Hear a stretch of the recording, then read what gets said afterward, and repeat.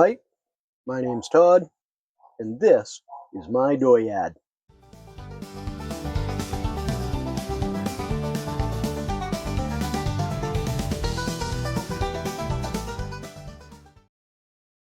It is currently 70 degrees foolish. That makes it approximately 21 degrees civilized. And today, in the dooryard, you could screw with this some. Yeah. But I think instead, we're going to muck out the Wifely's daily unit and maybe give it a wash down, because that needs to happen. Okay, let's start out with giving this thing a quick exterior wash. That seems like the most likely thing to do.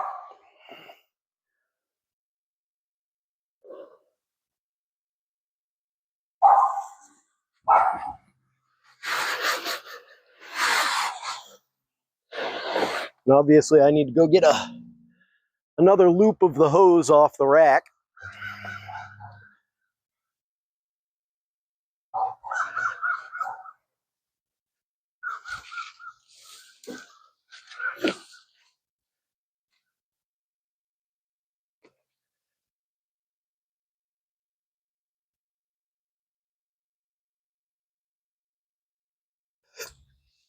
All right, that's a little better. I should be able to reach all the way around now.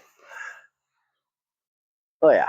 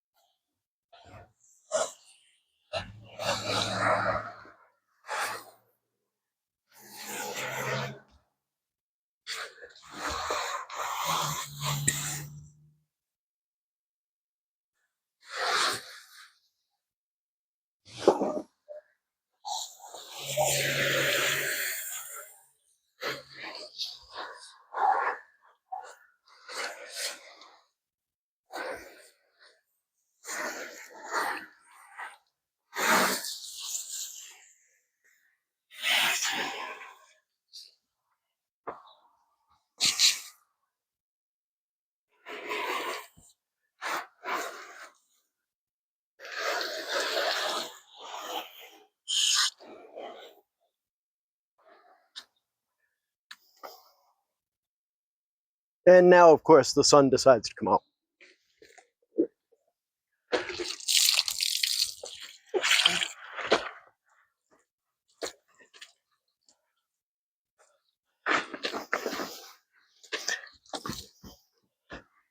But, yeah. Whatever.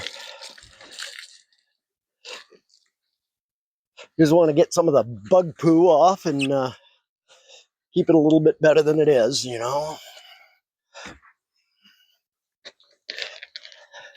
Wifely unit found this beast on Facebook Marketplace several years ago. I did a little research on it when we were first looking at it. Apparently it's got the Ford 3.4 liter V6 Ecotech, which is a problem child. It turns out the water pump is inside the V under the intake manifold and is driven off the cam chain inside there and is held onto the front cover with two O-rings. And if both those O-rings fail, this will dump all of its coolant into the base. And there goes the engine. But in between those two O-rings, there's a little galley that vents overboard. So when you park it, if you see a little puddle of coolant, that's your nod that those two O-rings need to be replaced. And in Ford's infinite wisdom, in this car, that is apparently an engine out in order to make that happen. Great plan, right? So I go to look at this thing, and I found out that it spent almost all of its life as a limousine.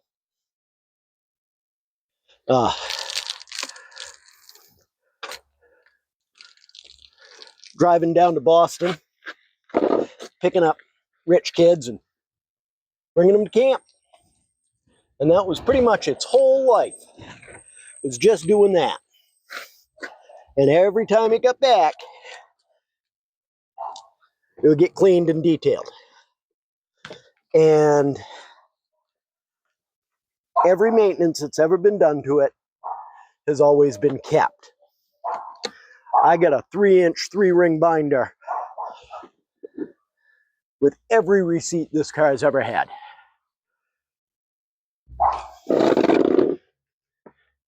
It's got 260-ish thousand miles. I'll show you later. But yeah, buku mileage.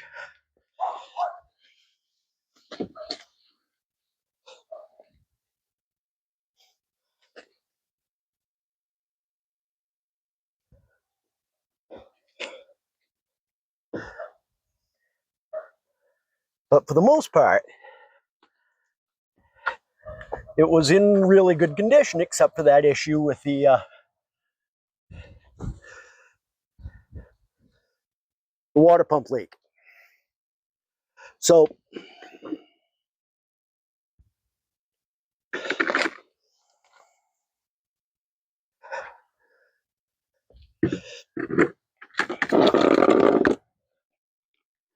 Wifely is kind of friendly with the local guys that run the Ford shop. My father bought buku vehicles off them back in the 70s. And they used to be Ford Lincoln Mercury. And then they lost their Lincoln and Mercury dealership license because, yeah, you know, nobody was doing any maintenance on the building. And so then they were just a Lincoln dealership for a while. Now they've lost that. So they're just selling used cars now. But hey, whatever.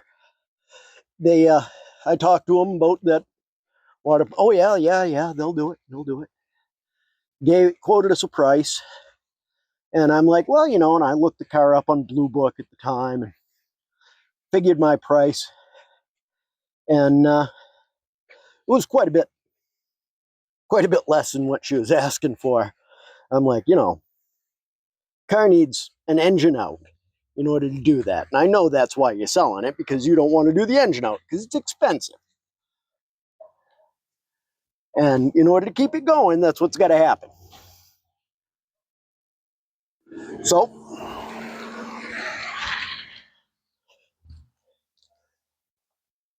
after much hem-haw back and forth, we finally agreed on a price.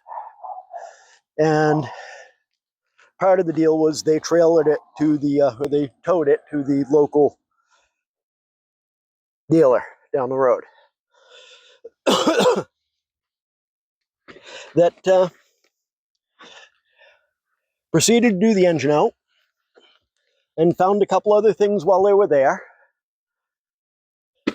Specifically a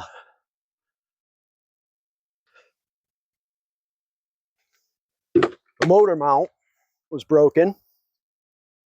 And found a stuck wastegate. So we got those things done as well while we were there. And still got out the door with the quoted price. So I was like, all right, you know, that's pretty good. So come over here, hose. Yada, yada, yada. This car, I drive it around for a little bit, and I'm stunned. This car is really something. That 3.4 liter Ecotech, or whatever it is that they call it, I am amazed at the power this thing has. In fact, I fairly constantly refer to it as Jackie Gleason. It just doesn't make any sense that anything that big should move so gracefully. So,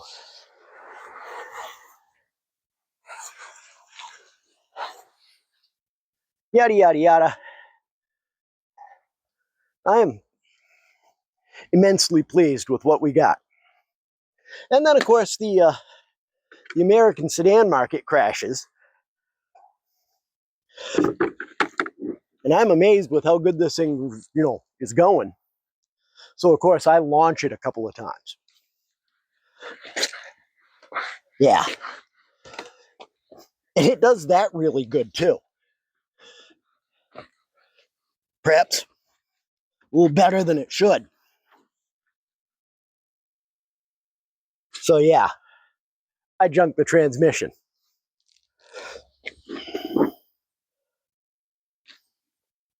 And after doing a little research, it turns out these things are known for a glass transmission. The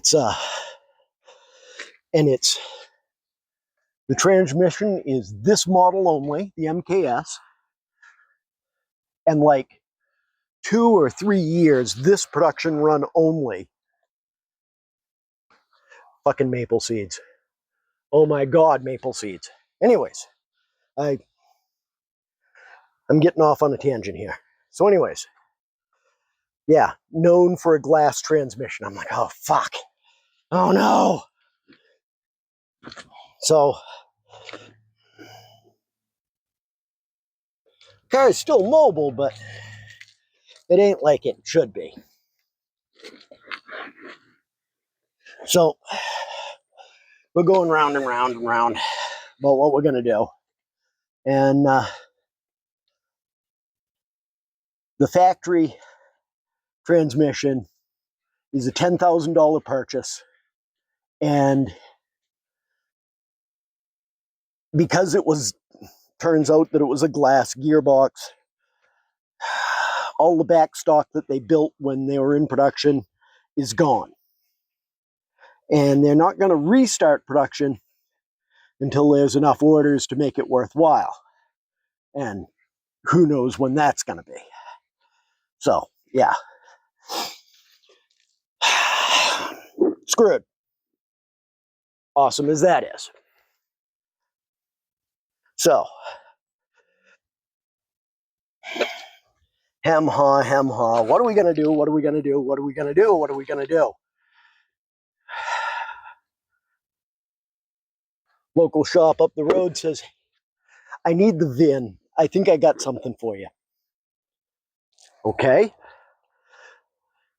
He procures the VIN and proceeds to tell us, okay, I found a guy in Pennsylvania that's rebuilding these transmissions and fortifying known weakness. I'm like, okay, how much? He's like, $8,500. I'm like, well, it's better than better than from Ford, right? He goes, yeah, and the Ford transmission comes with a 3-year warranty. This one comes with 5. I'm like, okay, we got to win. He's like, but you can't launch the car anymore, dude. I'm like, yeah, I know. So now, of course, we're upside down on the car because you spent all that money on this thing, and yeah, now it's damn near worthless because nobody wants big American sedans anymore, except apparently me and Bonnie. But yeah, here we are.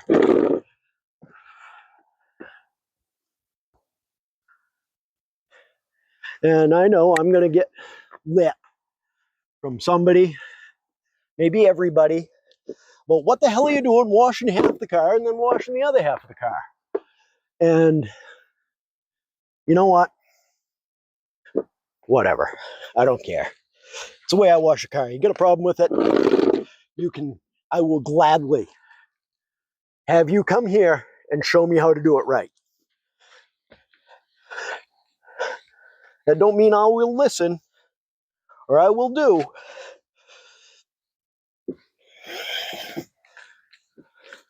But if you think you know better, I will gladly listen. I will gladly have you show me.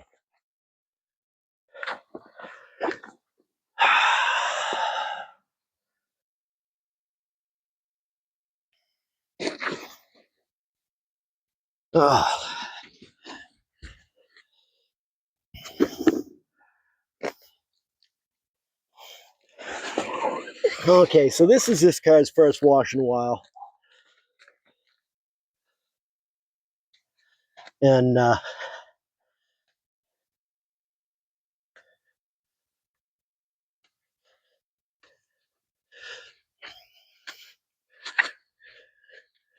I really feel like I should be taking this thing away from Bonnie, because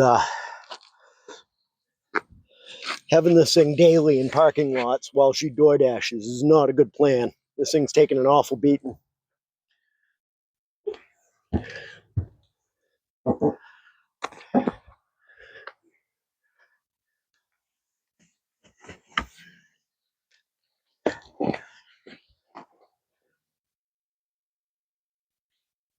Let me get this thing rinsed off, and I will take you around and show you what I mean.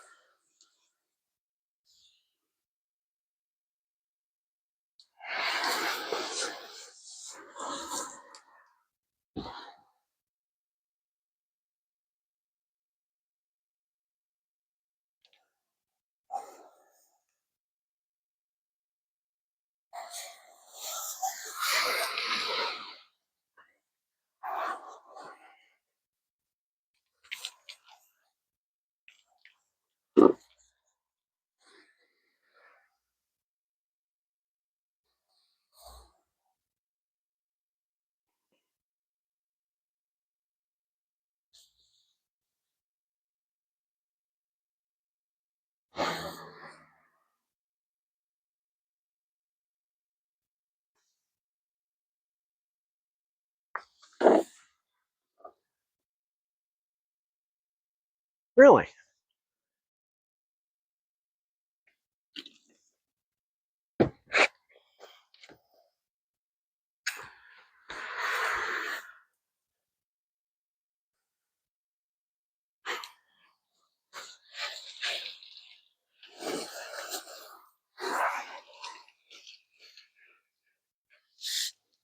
Okay.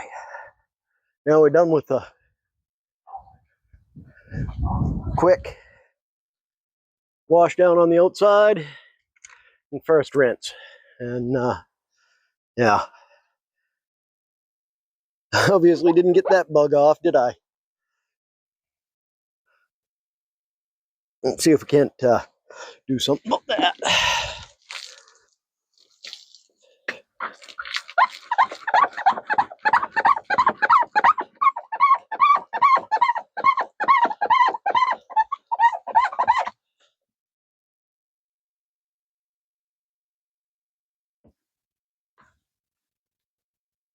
Think that got it?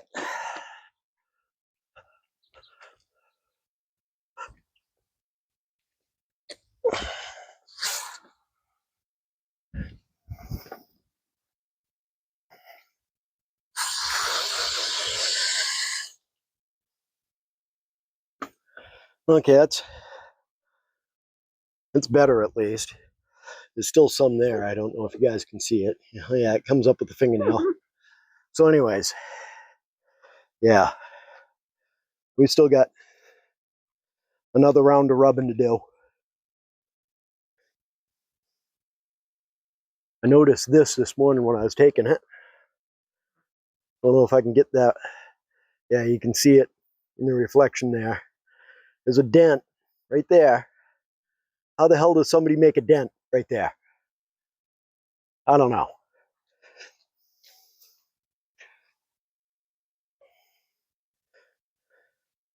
Couple of scrapes on the back here. I don't know where the hell those come from. Probably somebody swinging into a parking lot, swinging into their parking spot.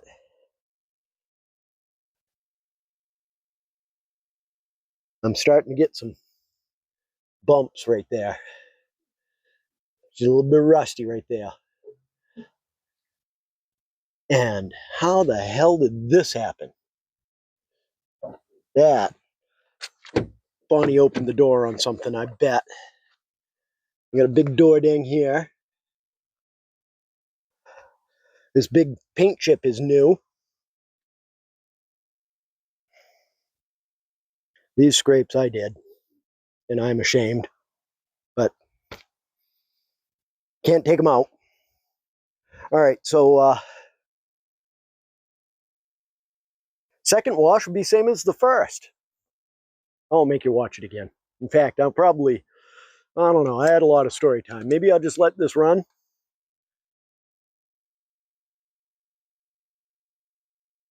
Just like that. And this will be time-lapse and music.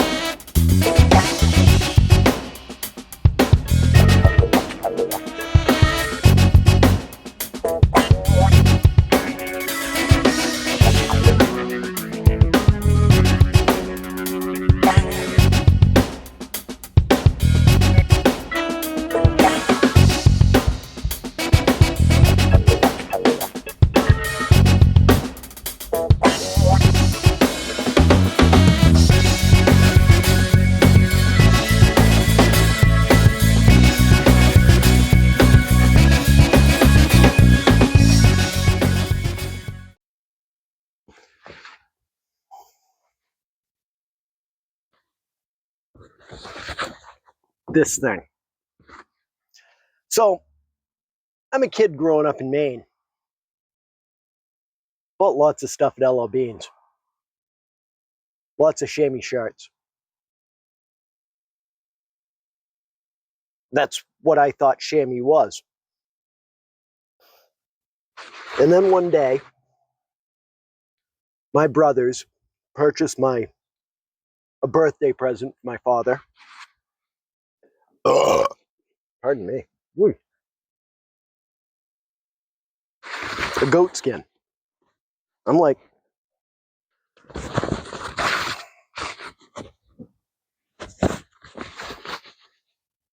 huh? I'm like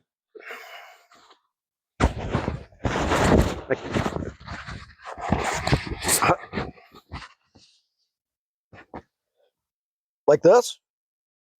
I didn't know. To me, it's, a piece of clothing. Didn't understand. So I asked, being the inquisitive young bastard I am, well, what do you use this for? I was told, cleaning paint. I'm like, okay. You guys say so. Cleaning paint. Okay.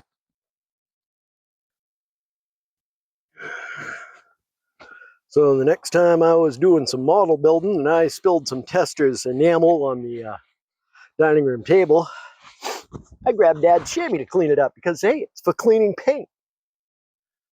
Yeah. Sorry, Dad. I didn't know. But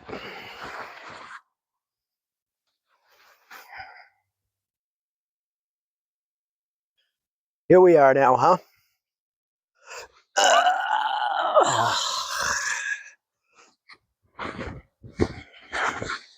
There are door dings all over this car now. Crazy.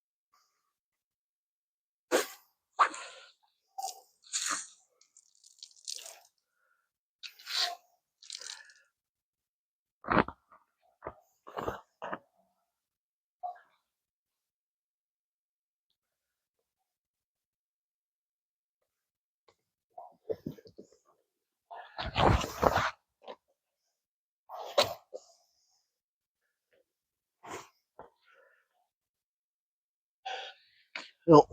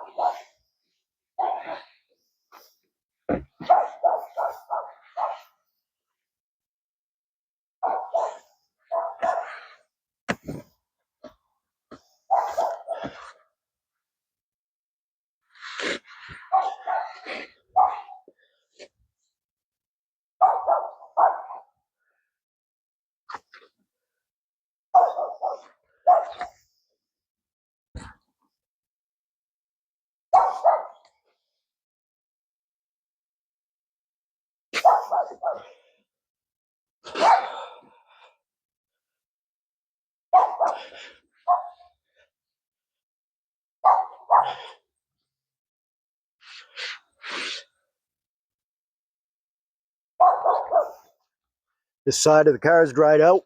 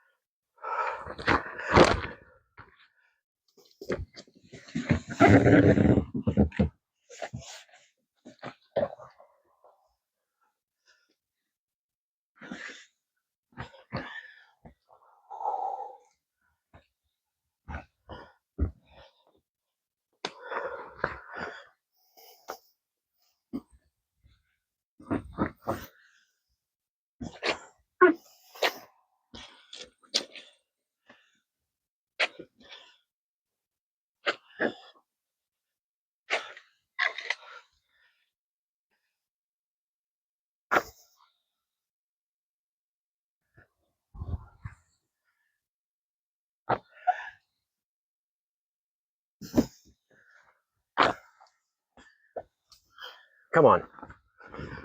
Work with me a little bit. There we go.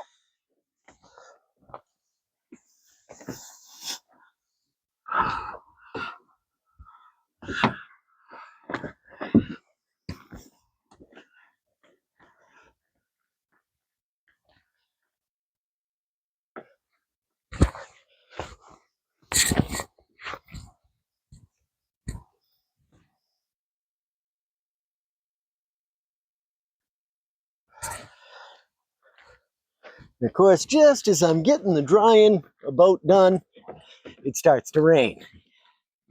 Wouldn't you know it? That's okay. Rain is not the same as with soap scum in it.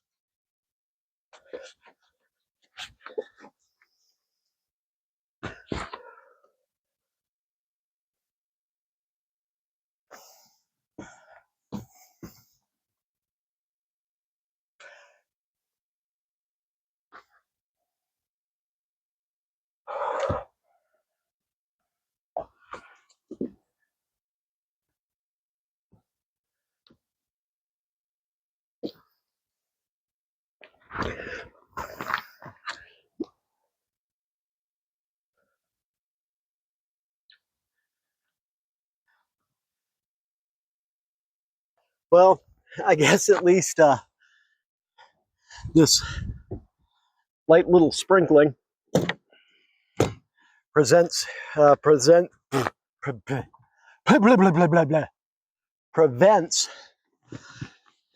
premature drying.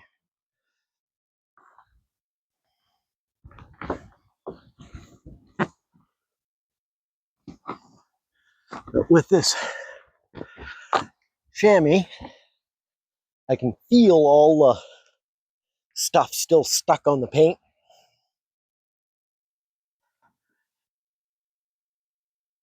And the chamois is just abrasive enough to lift that debris off the paint.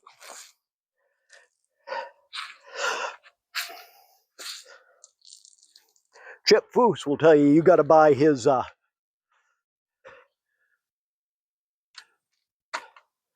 Chip Foose will tell you that you have to buy his clay bar in order to do this.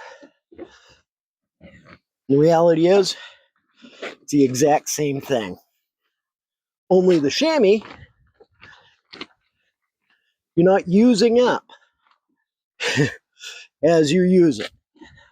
So, I don't know. Maybe the chamois is only meant for lacquer paint. I don't know. Seems to be working pretty good to me. Prevents the water spots.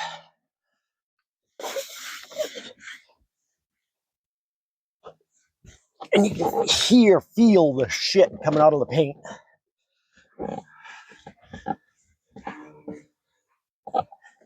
I know the car looks some quite a bit better afterwards. So,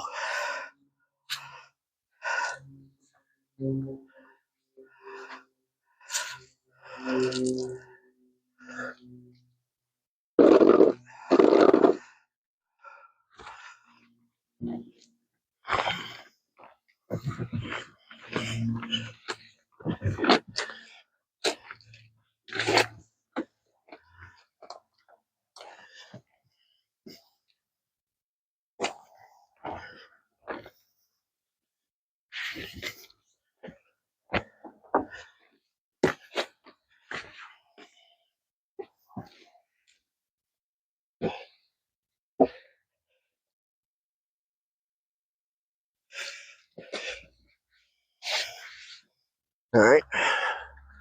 Done with that, we'll bring it in.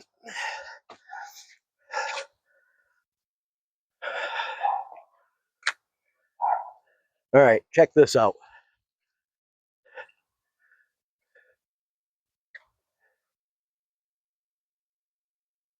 Ford calls this paint color tuxedo. I'm hoping you get all the color metal flake that's in this black paint. You back up without a light on it, and here comes the rain for sure. Okay, I guess we're done for a little bit. Once this rain stops, we'll come back out.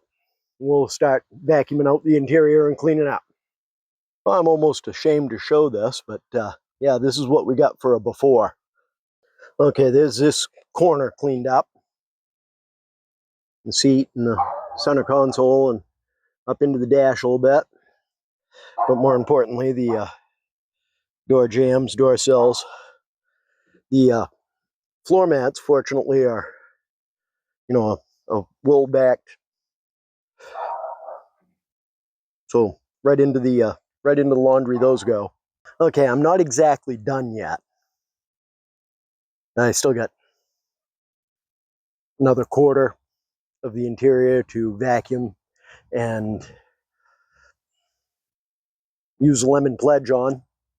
I still got all the glass to clean.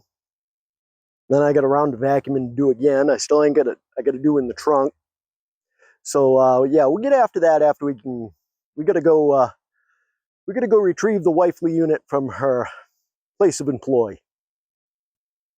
Yeah, so this thing will eventually start climbing on its own. It's a forward control module for the computer. So obviously needs some love. Hold on. Okay, I've got you guys set up on suction cupped onto the windshield. We'll see how this works.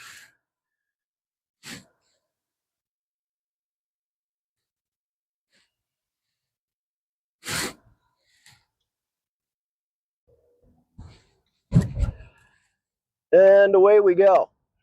A few things I wanted to speak of on this car. It was ordered with just about every option available. The only thing it doesn't have is the quad zone climate control for the back seat. All in all, though, I'm stunned at this thing's build quality. Odometer right now is showing 265,022.6 miles, which, yeah. Oh, there we go. Our temperature's climbing. Try and get that back under control. But it's so quiet. This thing is. It's so quiet. It's so smooth. And the power is just stunning.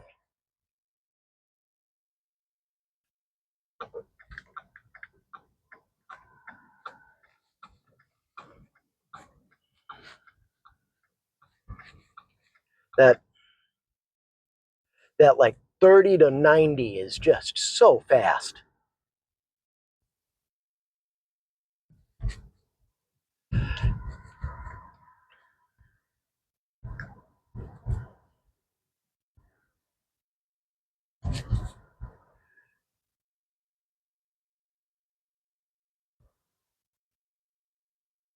When we get to the other side of the bridge, I'll try and give you a little demonstration. Yeah, so I got a control here, I got a control there, and if I change that over, I got a control there. But you can see I'll get it down to 68, 67, and I'm not touching the controls anymore. It climbs on its own. It's a very infuriating thing. I've been told that it's the forward control module, but, I don't know. All this computerized gee whiz stuff is beyond me. I don't know. All right. So the speed limit here is 30. So that's what we're going to try and do here for a little bit, because everybody speeds. And we'll let them get a little bit out ahead of us.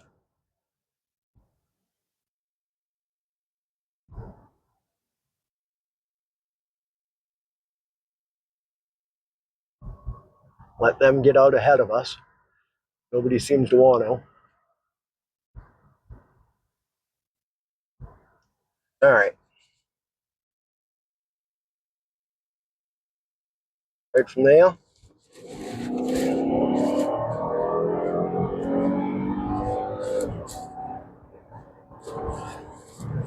And we're just whisking down the road. Let's get this woed up so before we get a speeding ticket like some dumb teenager.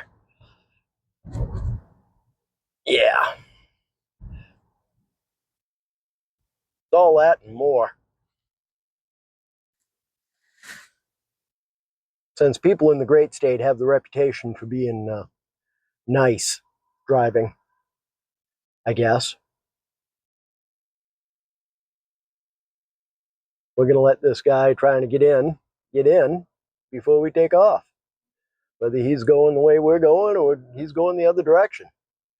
I'm not sure what the construction is going on here, but we're sitting at a stop sign, guy flagging. That's a thankless job. Oh, no, look, see the guy ahead of us letting him out. That was awfully nice of that fella. You give the guy a wave, he won't wave back, whatever. I'm disappointed. Huh. I wonder what the project was here. Maybe guardrail repair? Probably. Seeing as how much section they got coned off here.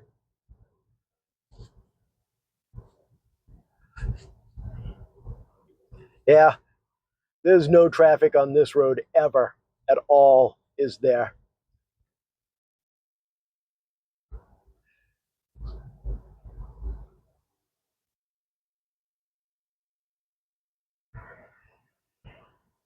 Oh, wow. That was quite a maneuver. Okay. Yeah, this forward control module thing is a really unpleasant. It's the only real detractor to the car at the moment, and the cost on it is prohibitive. A while back when it first started happening, they were saying like 3,500. So I'm sure it's probably like $7,000 now. Car's only worth 3 now, you know. But what would it? How much would it cost to get another car like this? You know, I don't think we could do it for 3 or 4 grand. I don't know. Riddle me this: how come everybody, when you see them like post their car on like Facebook Marketplace or something like that, they'll cover the license plate or blur it out? I mean, it's ridiculous. I mean, Joe Guy is not going to know how to find you through your license plate. But then again, you're trying to sell your car, so you probably want people to find you, you know? But I don't know. Uh, I guess people think it's like your social security number or some shit like that, right? But the reality of it is it's not your license plate, it's the state's, and it's a matter of public record. And, whatever. I don't know. Just one of them things, I guess. But hey, one of Benedict Arnold's guys is buried in that cemetery we just went by. That's kind of cool, isn't it? I guess. So coming right up here is apparently the highest accident rate location in our area. At one point in time, it was the highest accident rate in the state at this rotary coming right up here. I guess you people from away, you call them roundabouts. I don't. I'm pretty sure that's a song by Yes, but whatever. Um, yeah, rotaries. So I believe at this point you should be able to see the sign up there on the. Well, no, that Highlander in front of us is blocking it. But it's all painted out and marked and signed, and it's just you've got to be completely oblivious to not understand how to operate a rotary and how to get through it without, destroying your vehicle or somebody else's. So, as you can see, we're picking center lane here because we're going past 2 exits. And you wait. That was an asshole move right there on that blue Subaru. You wait until the traffic coming in on the rotary to your left is clear, and then you proceed. Seeing we are safe to proceed, and we'll stay in our lane and go past 1, 2, and we're taking the 3rd exit. And it's that easy. It's just, I don't understand how people don't get it. It's not that tough. Signal our lane change. It's just, I don't know. Yeah. All right. I'll bring you back in a minute. Okay, I'm sure you guys can't see anything, but I want to show you something here. This little puddle light shines from under the mirror here.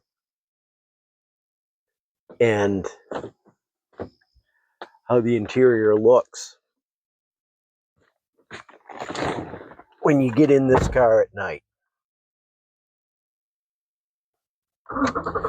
You fire it up, and oh, be quiet.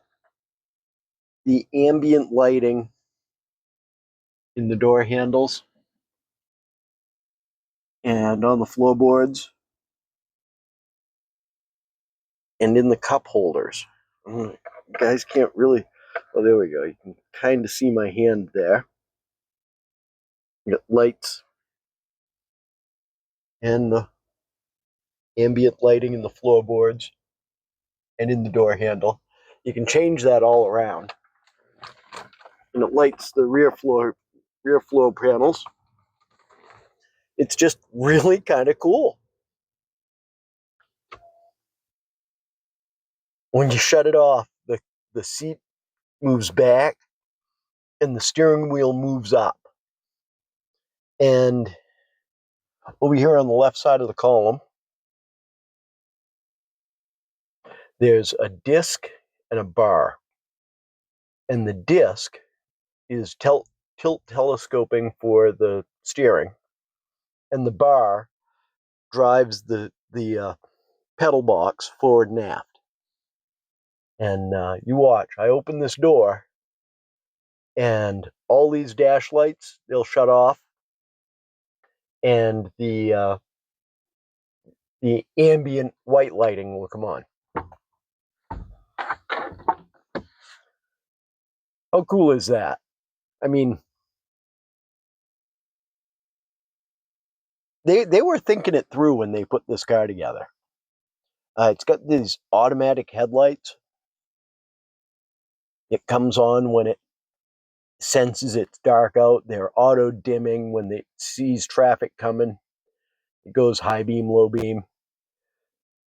The windshield wipers have run on a sensor up here. And when it sees moisture on the windshield, it turns the windshield wipers on. It's crazy. I've never had a vehicle that holds your hand quite this much.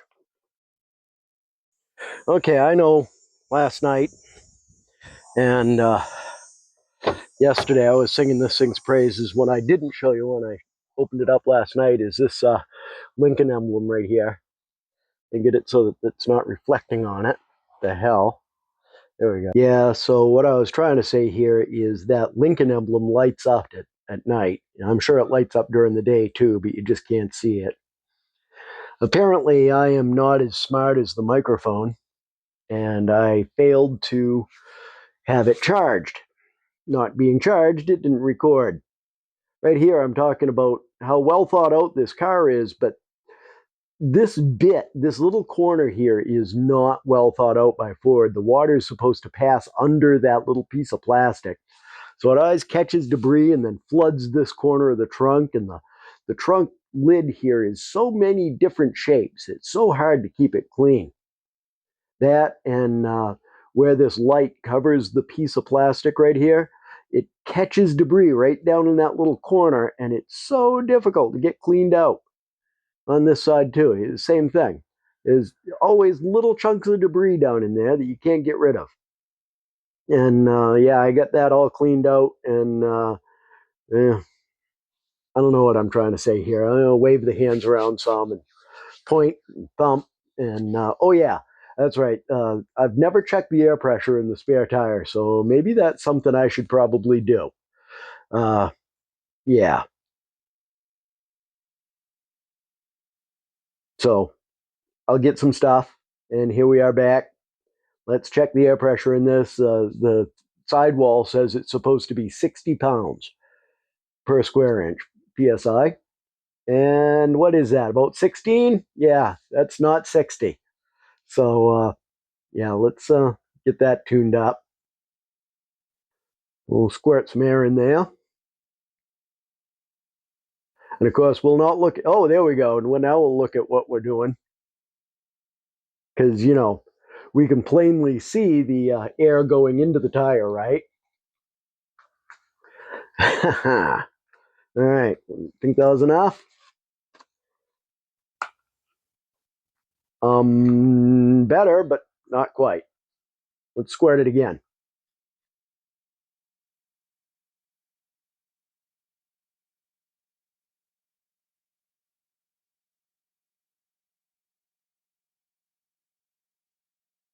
Is oh what do we got there? Oh, like 55 pounds. We're getting there. Another little quick squirt. Ain't much tire there. There ain't a lot of volume.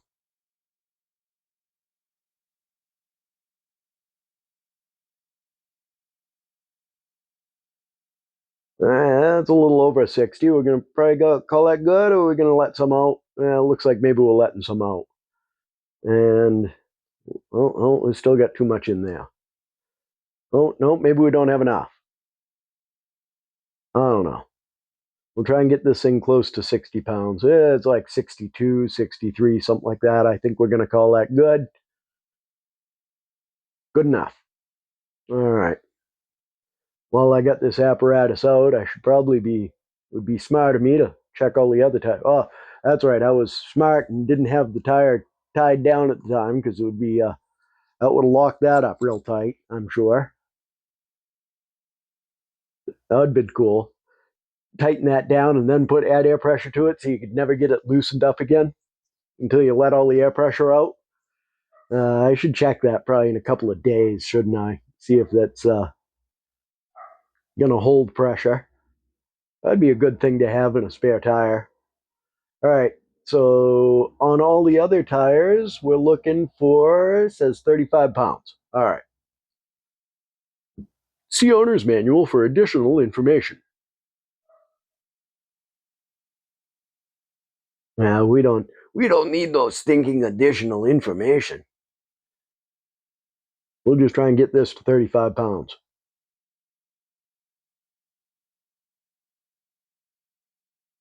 And what do we got to start with? Oh, we're not going to show you. Super secret. Super secret pressure. Yeah, that's right. I was struggling with trying to. This one, for some reason, it doesn't want to depress the little P2 in the middle of the thing. It doesn't want to take air. As I recall, it was something like 30 pounds. Same tire. I just kind of shut you off so I could. There we go. We got 35 pounds in there now. All right. So there's the right rear. You can call that one good. And we'll go up here to the right front. What do we got?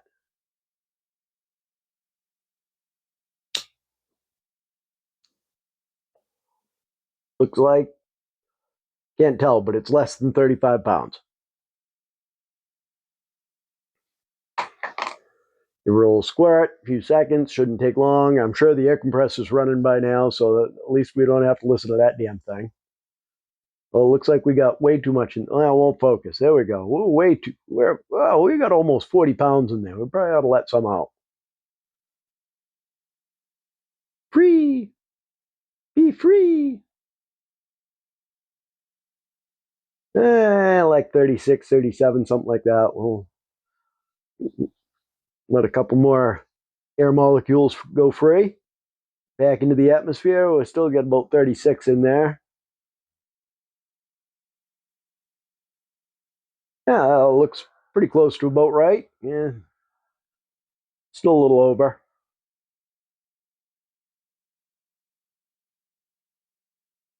Yeah, can't focus on that. Yeah, it's about what the rear was. We're going to call that good.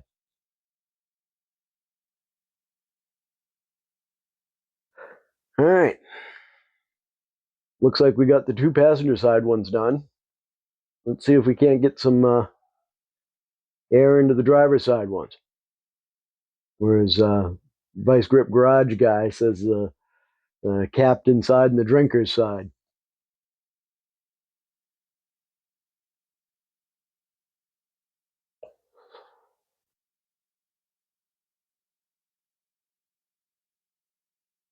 You know, that's once again we got a secret air pressure, but apparently it was low.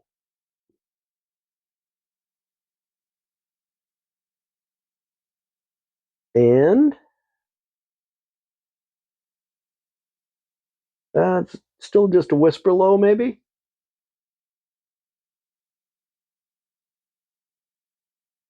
Yeah, I can see in the reflection I did the tool swap, so it must have been just, it is right on 35. Leave it alone, Todd. Hey, there's your extreme close-up of the day. Put the cap back on, call that one good.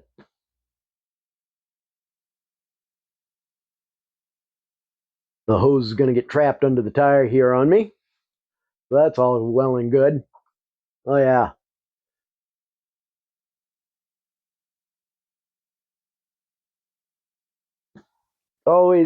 It's always something, one way or another. Always got to fight you.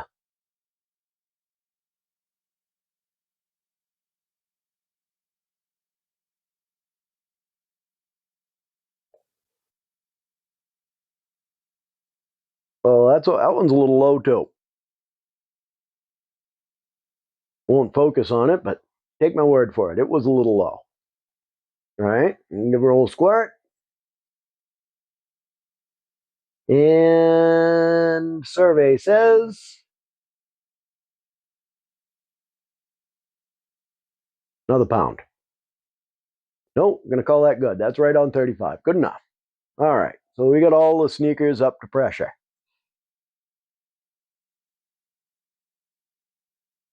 All right, I guess we're picking up the air compressor and putting it. Oh, that's right. We're going to throw all the stuff that we're using tomorrow back in the trunk. Oh yeah, got to have that ice scraper thing because it is Maine, and even though it is late August, you never know.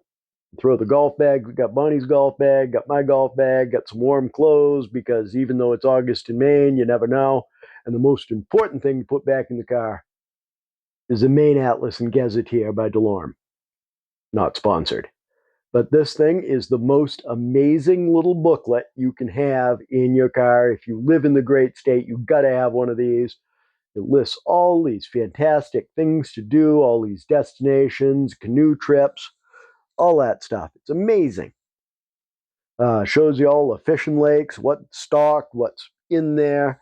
They're really good topographical maps. And I believe the left edge I'm showing right here is lined up with true north or magnetic north. I'd have to read the key again, but the maps are correctly made, and they're an awesome thing. You got to have them.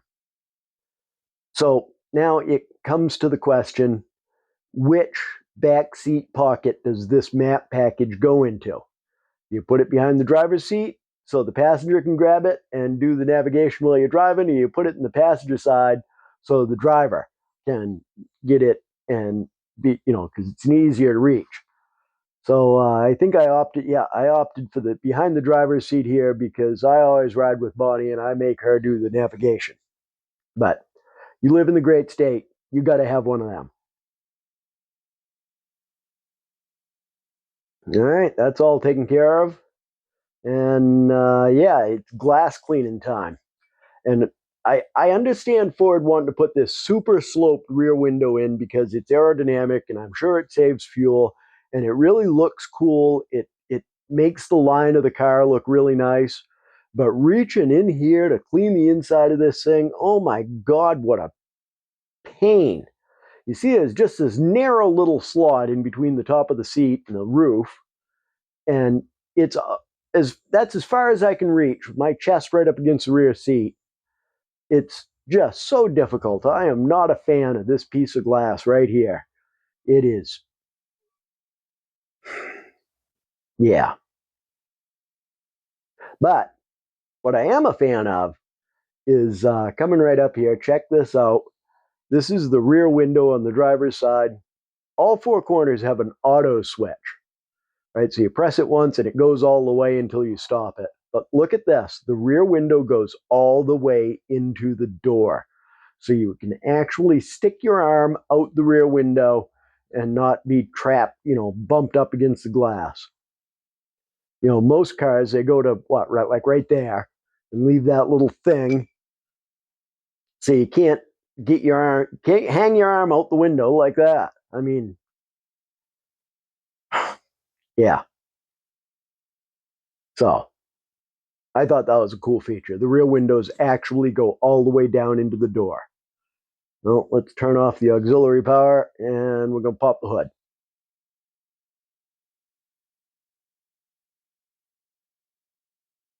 Going to turn off the power. Okay, turn off the power. There we go.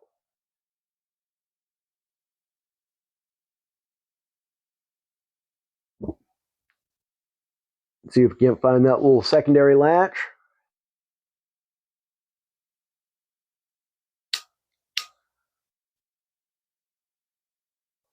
Oh, it's dirty and dusty under here. I should have cleaned. What the hell is that? There's no mark on the liner. Huh. Well, let's check the oil. That's what we're here for anyway. I'm going to put you guys down. Sorry for the extreme close up here, but you know,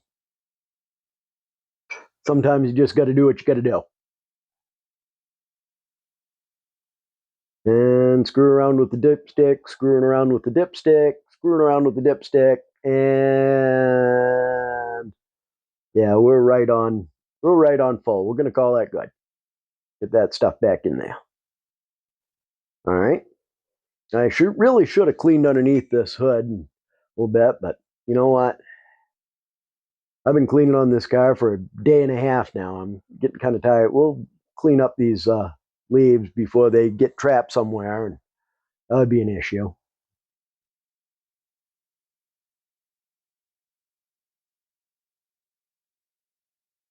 Come out of there.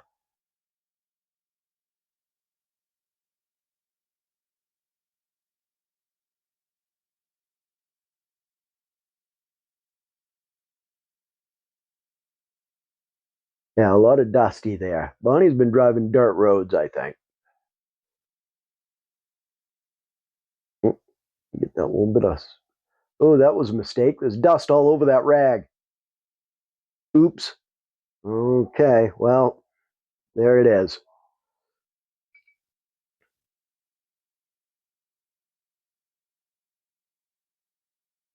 All right. So I think we're going to call this little side project here, this Lincoln MKS done. You know, we're going to do a little test ride first. Get you guys set up in the passenger seat. I'm sure I had something witty to say here. I have no recollection what it might have been. Something clever, anyway.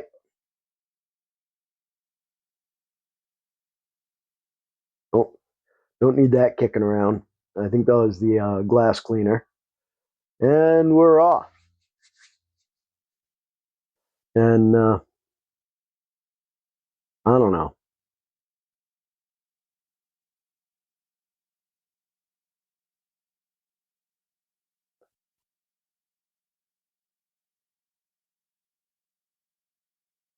Screwing with the phone connection here because I was still at this point unaware that the microphone battery had, you know, completely gone to zero, and was thinking that my phone connecting to the car's audio system was going to screw up my, you know, sounds here.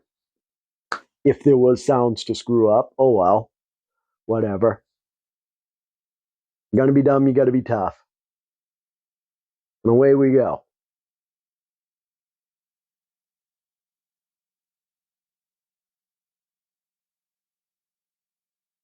Car drives smooth, nice, quiet. The only problem really is that damn forward control module running the temperature. Yeah, see, it's happening now, so I got to try and keep on moving it down so it'll work.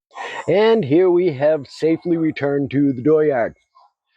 I'd like to thank you guys for sticking around. I know this was not the usual kind of let's play with Hank kind of video that we had been running, but you know, it's something that had to be done, and it was happening in the dooryard, so I'm okay with it. Please like, subscribe, Click the little black bell icon so you get notified of any new videos as they come up. T-shirts are available through the Patreon shop. And Bonnie hooked up something through Squarespace. We're going to try and include a link to that in this video and all future videos. And yeah, thanks for sticking around. We'll catch you next time.